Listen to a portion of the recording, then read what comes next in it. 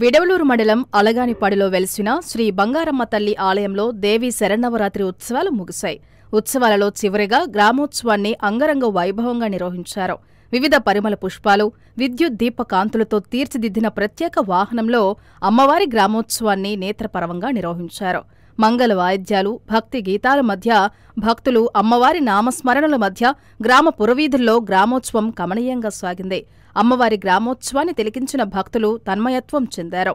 ఈ గ్రామోత్సవానికి పుచ్చలపల్లి సుబ్బారెడ్డి, వంగర బ్రదర్స్, చెప్పలి గురుస్వామి, శాశ్వత చందాదారులు ఆకురాతి శ్రీనివాసులు, వెంపులూరి బలరామయ్య, యాదవ సంఘం గండవరపు బంగారురెడ్డి, బలజ సంఘం చింతగింజల కృష్ణ, అండగుండ వెంకట రమణయ్య, అవ్వారి మల్లికార్జున, చేబ్రోలు మధుసూదన్, చేపూరు కమలాకర్, కొండా రాంప్రసాద్ రెడ్డి, చేబ్రోలు సురేంద్రబాబు, వెంపులూరు బాబులు ఉభయకర్తలుగా వ్యవహరించారు.